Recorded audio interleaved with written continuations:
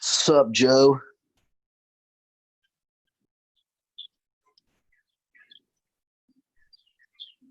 Sup, Shmuley? Good morning. Hey, David. Sup, Mayor? Sup, Aton?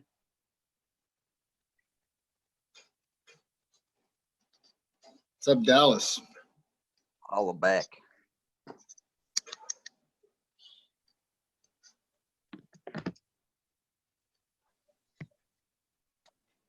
David, you fishing now?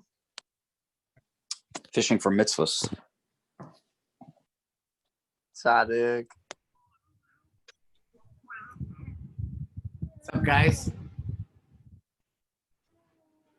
What's up, Joe? Sup, Joe? What's up, Dallas? Why is nobody else visible right now?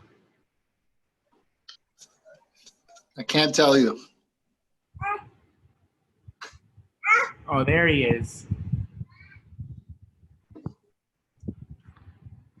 All right, if we're not going to have a share, at least we're going to discuss what's going on in this box right now. In this box, you have... One second while I disconnect my computer. Okay, Joe, you're not needed anymore. Rabbi Sternberg's here. Thank you. You're the best. Oh, wait, no, the box. What's happening? No. He's doing some home grows.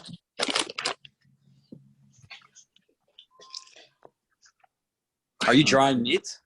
Hi, David. How are you? Good morning. That's Good morning. How excellent. are you doing? Good morning, Rabbi Sternberg. Good morning, Shmuley. How are you? I didn't know it was so international. Baruch Hashem. Fantastic. Wow, that's amazing. Okay. This is a, what should I, it's a bit of a tease, getting to see everybody and not having any time to really touch base, but please take up advantage and we'll do it, at other opportunities. So Mitzvah Hashem will be a great thing to be able to touch base. Okay, so we have Peleh Yoetz on our agenda, and we're going to deal with an old friend. We're going to deal with an old friend today. So the piece discusses the concept of the Yetzer, a drive in a person. And we understand that what? That Hashem gave us two Yetzerim, two drives within us, a Yetzer Tov and a Yetzer Hara. And obviously, both of them are absolutely critical for our success. It's like I once heard the idea if you have an 8-cylinder engine and only 4 of them are working, it's not going to be such a good ride. You need all 8 cylinders to work to get a good ride out of it. So if Hashem gave us a Yetzer Tov and a Yetzer Hara, that means we have to grab onto both of them. We have to, harness them and to take us where we want to go. We just don't want to work with the Yetzer Tov. We want to work with our Yetzer Hara as well. We have to rein it in and use it properly. It's a drive. And if you use the drive properly, it's like, if you have water power, you have the river just running wild, so it's just wasted energy. If you harness it and you make a dam out of it and you make hydraulic force, you can do amazing things with it. So let's start the piece. What page? What page? Oh, what page is it in? Well, people might have different Peleh Yoetz. It's under Yetzer. On me, it's page Reish Ayin Gimel. But there are different prints, so I don't know. It's not necessarily the same. Right. It's under Yetzer. Yud Tzadi Reish. So it says, Kol Adam Yesh Lo Shnei Yetzarim. Every human being, in other words, Malachim, have only one Yetzer. They have a Yetzer Hatov. Right? And Behemoths only have one Yetzer also. But human beings have two Shnei Yetzarim. Yetzer Hatov and Yetzer Hara. Ramar Rabbeinu Zichron L'Bracha and Chazal tell us in Gemara and Brachas, Rishoyim Yetzer Hara Shofton. In other words, what is the dominant drive within someone who's a Rasha? Is Yetzer Hara. He let that be the dominant drive within him. And by tzaddikim, Yetzer Tov Shofton. It means that the tzaddik was able to bring his Yetzer Tov to hold down the Yetzer and to use it in its place. So it depends what's the dominant drive within a person. And Beinonim, people who are in the middle, Zevesha Shoftim. In other words, it's a bumpy ride. We have successes, we have some downfalls. But Saloma, what does this mean? He tells us, Shat Tzadik B'davar, a Tzadik in a specific situation, Shohurgul Bar Kfar, Lamashal, a person puts on tefillin. He had a difficulty putting on tefillin. So he was able to overcome it and to become accustomed to putting on tefillin. So his Yetzer Tov is the one that's the dominant now. In other words, it's not going to be anymore the possibility that the Yetzer Hara is going to try to take it away from him. Yetzer Tov Moshel Bo. That's the driving force within him. He has no intention not to do that anymore. Kosher, whatever Shabbos, whatever issue it might be, the person took it on and he was successful in it. So at some point, his Yetzer Tov now is the driving force, and the Yetzer Hara is being overwhelmed by it. Now, again, there's a very, very famous idea that Rabbi Dessler brings down, Michtamei Eliyahu, that he mentions everybody's on a sliding scale. In other words, the way he tries to describe it is he describes it by using the metaphor of when two armies are fighting each other, there's the front line. And that's where the battle is taking place. There are things behind the front line and things behind the front line. Meaning he wants to say that that's in our lives as well. There are certain things which are givens by us. Like he's pointing out over here. There's never going to be a question I'm putting on tefillin. There's never going to be a question I'm not going to eat kosher. Things like that. Things where I already have become so into, so that there's no front line. There's no battle on that anymore. And there are things which are way above me, which I haven't yet reached. Let's say a person's not, but I'm not talking Lashon Hara at all, or things to that matter. Or on Shabbos, he'll talk about other topics and not just Divrei Torah on Shabbos. There are certain things which are so beyond him that he hasn't even, it's not even in his, on the radar with him yet. And then there are things where the front line is, where there's a battle. Sometimes yes, sometimes no. And that's the way it works. And the more successes we make, so then the front line moves further up. And if we have certain downfalls, so then the front line moves further back.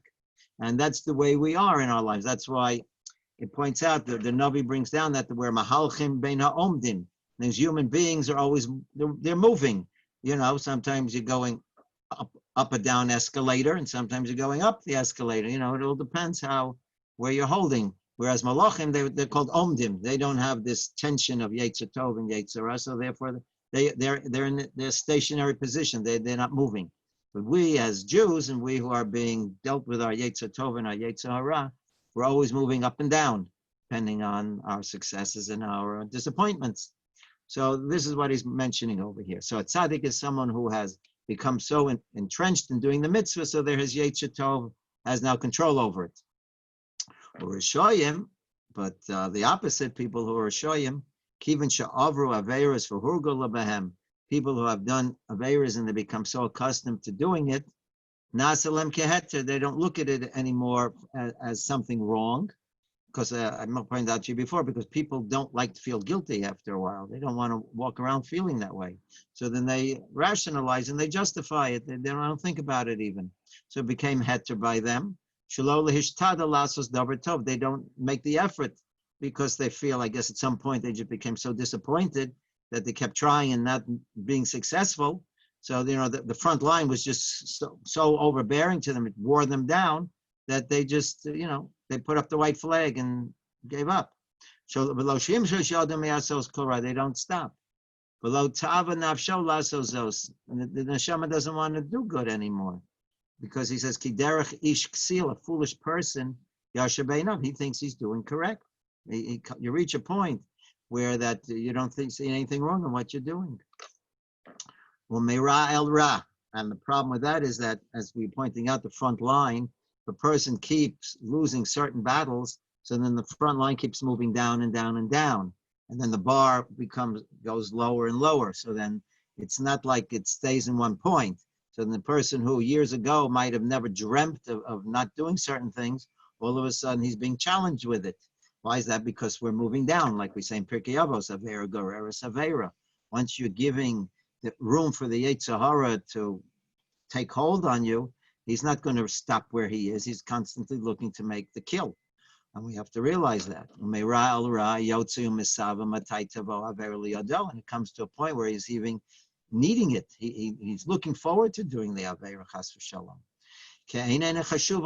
Because, like he pointed, it's not an Aveira by him. It's not that he wants to do Aveiras. He doesn't look at it as an Aveira anymore. So those are the two extremes. Someone who has completely taken control over his Yetzer Hara, and the Yetzer Hara now, he uses that to do mitzvahs, and the contrary, someone who is overwhelmed by his Yetzer Hara. But we're discussing over here where most of us are, not all of us, we're Beinunim. We're somewhere in the middle. We have periods of success, we have periods of disappointment. Sha'ach b'saro olav yikav. It hurts a person. Lasos avera. A person doesn't enjoy it. I once heard a story that someone came to the altar of Slobodka when he was head of the yeshiva of Slobodka in Europe, and they came to him, and the Mashgiach told the parents, he says, listen, he says, I can't promise you that your son is going to become a lamdan. I can't promise you that. He says, I can't promise you that he'll never do an Aveira after he leaves. I can't promise you that. He says, one thing I can promise you, he won't enjoy doing the Aveira. After he leaves this yeshiva, if he does Aveiras, he won't enjoy them. And this is the idea over here.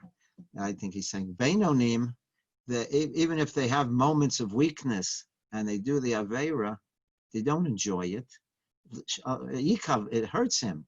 But what happened? He became overwhelmed. It was just overbearing for the person. That's what the Yetzer Hara does.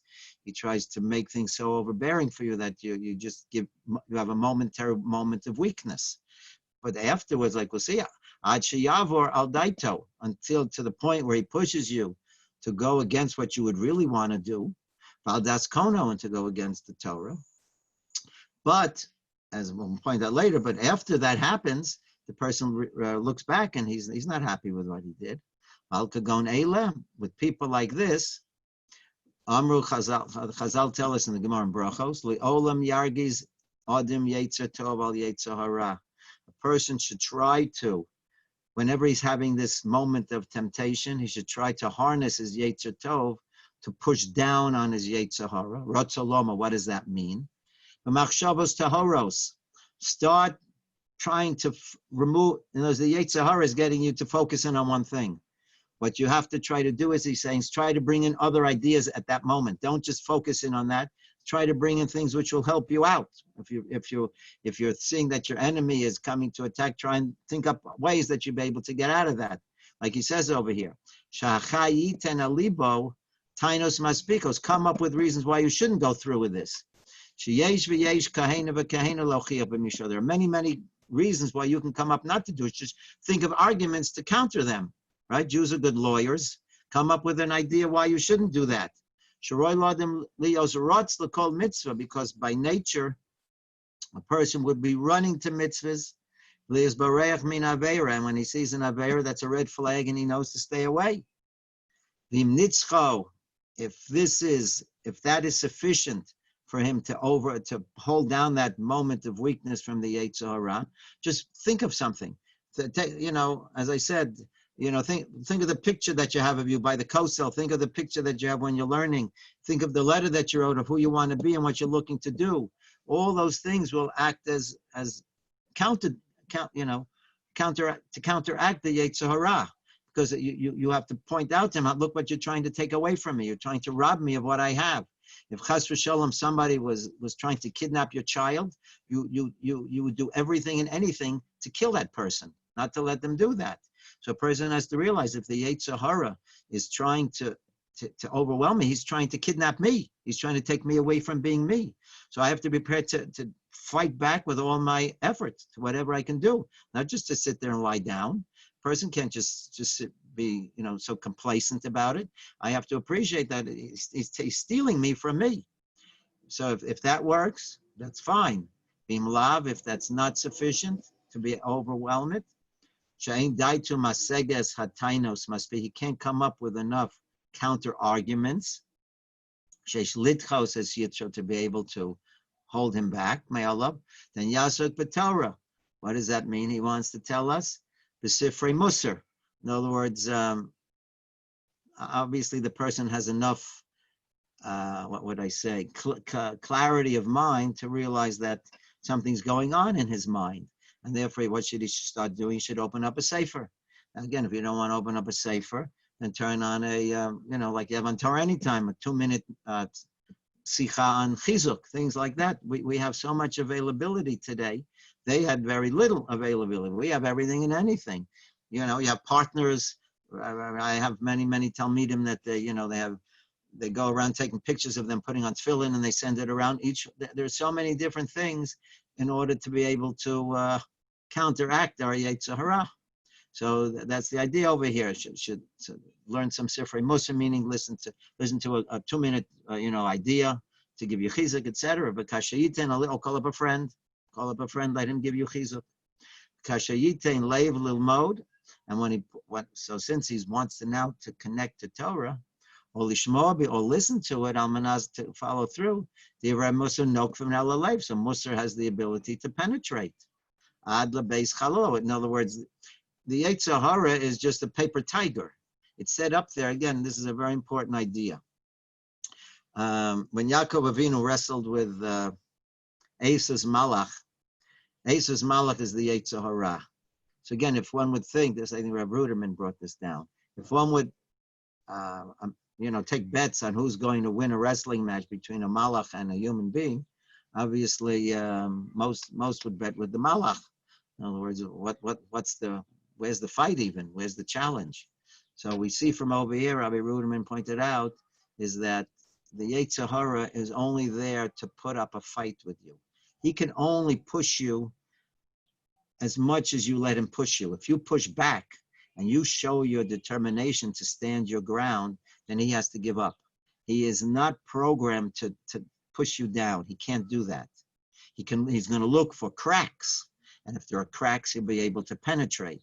But if you stand your ground as firm as you can and not give him any movement, then he cannot overwhelm you. That is the guarantee. That's what we learned from the match between Yaakov and the Esau's Malach.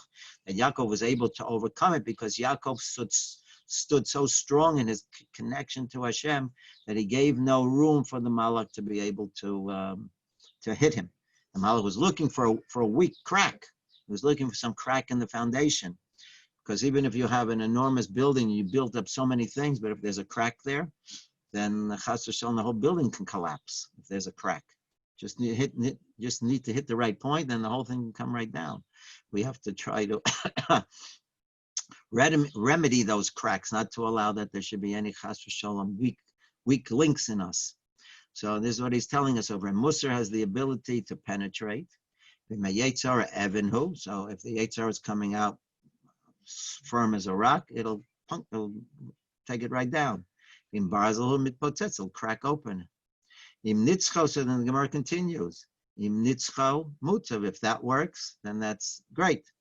Im lav, if that doesn't work, meaning shagovra ma'od taivas avera, for some reason this avera is so embedded in the person, and it's burning within him, because again, the Yetzer Hara is not going to give up. If he sees that there's any room to do this, he realizes what he can come away with. So if the Yetzer Hara is trying to overwhelm the person, you cannot hold him down to stay away. And then the Gemara brings down, then the next thing we need to do is Kriyat Shema. Now, what does Kriyat Shema represent? He brings down over here. Well, B'ain of Yira, he'll see with his own two eyes the person over here. The Chiyuva Rami ala Odim Limsor Nafsho al Kiddush Hashem Lichvod Hashem.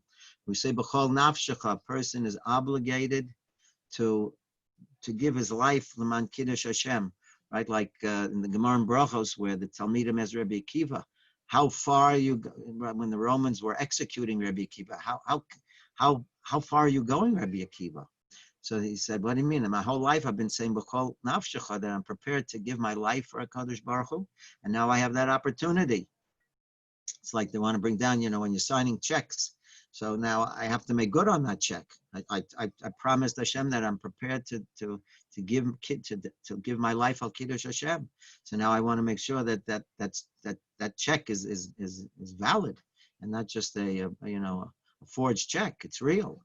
So if a person is obligated to see that he is prepared to give his life l'kman Kiddush Hashem, if a person is so prepared to give his physical life for l'man Kiddush Hashem, then kol shekain, how much more so, you should certainly be able to overwhelm your Yetzer Hara. Put him down, because he's trying. That's exactly what you're doing. You're being prepared to give up this taiva l'man Hashem. It's like there's a very famous idea in by the Beis Halevi. It mentions in the Aseret Adibros, lo sachmod, a person shouldn't be envious of someone else. And the Beis Halevi asked the question. He said, "How can the Torah dictate on emotions? In other words, the Torah can dictate on actions, not to do something, or yes to do something, but to tell me how I feel.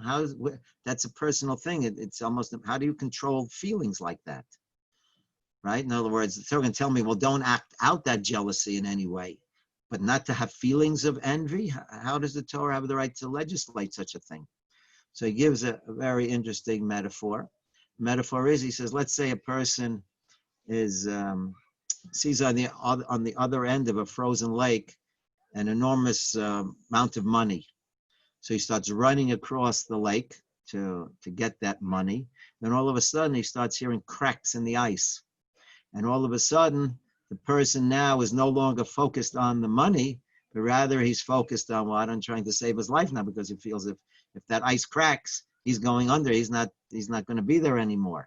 So he says that this is the idea. What a person has to do is, there are certain priorities that a person has. In other words, even if a person has such interests in certain desires, but his foremost desire is his life. That's his number one priority. And if he sees that something is going to challenge his life, then he's going to put down all those other desires. They're secondary. So he's saying that's the same thing over there. The Torah wants you to have your Yirah Shamayim, your fear of Hashem, your awe of the Creator should be so intense in you that if Hashem says not to be envious, then that's going to overwhelm the drive of envy. Just like we saw over there, that the drive for the money was able to be superimposed by the drive to save my life. So too in general, I see that I can maneuver exactly my feelings. It's not out of my control. I just don't have random thoughts. I have the ability to control my thoughts. And this is the idea he wants to point out over here also. If I see that the Yoetz is overwhelming me, then realize that I have Leman Kiddush Hashem. I have to be able to override it. Then the Gemara continues, and it says in Nitzcho, if that's sufficient to hold down the drive, mutav, good. V'im lav, if not, then shchoshev echte v'ashuv. If a person's going to live with a certain mindset, you know what? Let me sin now, but I'll do tshuva later. V'od chosein l'moed. I have time. I'm 20 years old, I'm 30 years old, 35, 40, whatever. I still have, it's Hashem, I have till 100, 120, whatever. I have time yet. I can do tshuva. That tam aveira, let me experience the aveira now. Ve'esmach bebachurosi, let me enjoy my youth. Ve'eshuv b'tshuva b'ziknusi, and I'll do tshuva when I get older. So let me just point something out in the meantime, then we'll get to his answer over how the Gemara answers it. But there's a very famous statement that the Reb Chaim Volozhin brings down. It's in Pirkei Avos. It says, "Echte ve'eshov, lo maspikim biyado lasos tshuva." The Mishnah in Pirkei Avos says that if a person wants to maintain this approach in life, that I'll do what I want when I'm young, and I'll do tshuva later on. So Mishnah says that Hashem won't give you the opportunity to do tshuva in the end. And the Reb Chaim Volozhin says, what's that based on? He says like this. He said that you're using the ability of tshuva to license your sinning now. You're saying, you're excusing yourself to doing averos now because I'll do tshuva later on in my life. So the thought of doing tshuva is enabling you to sin. Hashem is going to take that away from you. Hashem doesn't want you to use anything that you have not to be able to come to keep Torah. And if tshuva is being used now as an excuse to do averos, then the Mishnah tells Hashem will take that away from you. Anytime there's something there that is pushing you to do averos, Hashem will take that away from you because Hashem doesn't want you to do averos. So he's saying the same thing. So now the Peleh Yoetz bring down, according to the Gemara, that if a person thinks that I'll have time, then he says, what should you do then to counterbalance that? Yizkolo Yom HaMisei. A person has to realize that I'm not here forever. I'm not here forever. No one has a contract to 120. Unfortunately, when you open up the obituary section, not everybody reached the age of 120. Right? Below that, it's going for him. Shetagdim HaMisei. Chas v'shalom. It can come early. Lavo alav. Ki omer. Here we go. Echte ve'esho. Because he's basically saying this idea now. Ki omer echte ve'esho. If a person says, I'll just sin, and then I'll do tshuva later, I must speak and biyado lasos tshuva. So Hashem won't give you that opportunity, meaning Hashem will take it away from you in not such a good way. And this will definitely be successful. If this last resort will definitely do the trick, the Gemara says. So Rabbi Miller used to point out, we have a minute or two, I'll just finish this paragraph here, I'll continue tomorrow, hopefully. Rabbi Miller used to say that if we see, let's say there are 5, I don't remember how many, there are 5 options over here, going from 1 to 5. So he says, well, if we see that number 5 is a sure winner, then why does the Gemara just give you these other options over here? Go for number 5 straight away and you're going to win. Just keep thinking about the day of death. And that will definitely do the trick. Why not? So the metaphor he used to give is, he said, if a person chas v'shalom has a certain illness, the doctors will first give you a certain prescription. If that doesn't work, they'll give you a heavier prescription, a different dosage or different medicine. He says, well, why don't the doctors just give you the heaviest dosages or the most heavy medicine out there to begin with? So the answer is what? Because when the more you take serious medicine, there are always side effects. In other words, with the weaker medicines, there are less side effects. And with the more heavier medicines, there are much more serious side effects. So doctors are very hesitant to recommend taking these heavy medicines at the outset if we can suffice with the weaker medicines to remove the problem, because then the complications will be much less problematic. So he said the same thing over here when it comes to these ideas. a person, chas v'shalom, thinking about the day of death, that will certainly cure you from your Yetzer Hara, but it's going to have terrible, terrible side effects if a person does that long term. It can bring on depression and paralysis, and the person himself, not physical, but emotional paralysis, and even, a physical paralysis. We don't want to use that. If it's like, chas v'shalom, a person is hemorrhaging, so you have to put on a tourniquet to save the person's life. But you don't want to do that, because if you put on a tourniquet, then you're going to lose the limb. Because the blood circulation is going to be cut off from that limb. That limb is going to be amputated. So you save the life, which you needed to do, but the cost was a very high one. But again, in comparison to one's life, that's what you do. So he's saying that's the same thing over here. The Gemara gives us different options on what we should do to try to rein in our Yetzer Hara, to let it not be the dominant force within me. But we always try to use things which are not as heavy, because the heavier they are, then the problematic side effects can become very serious. Bezrat Hashem, we should all be matzliach in our battle, as this is the fight that Hashem wants us to use, and in the end, Mitzvah Hashem, the Yetzer Hara becomes your friend. That's what the Gemara brings down. That if you're successful, then the Yetzer Hara becomes your friend in the end. But we're not done yet. Mitzvah Hashem will continue with the piece tomorrow. Bezrat Hashem. Any questions? Okay. I guess we're all good then. Have an amazing day, gentlemen, and Mitzvah Hashem will pick Thanks, up. Rabbi. Pleasure. Okay. Have a good Shalom, Rabbi. Have a great day. Thank you. You too. All the best. All the best, boys.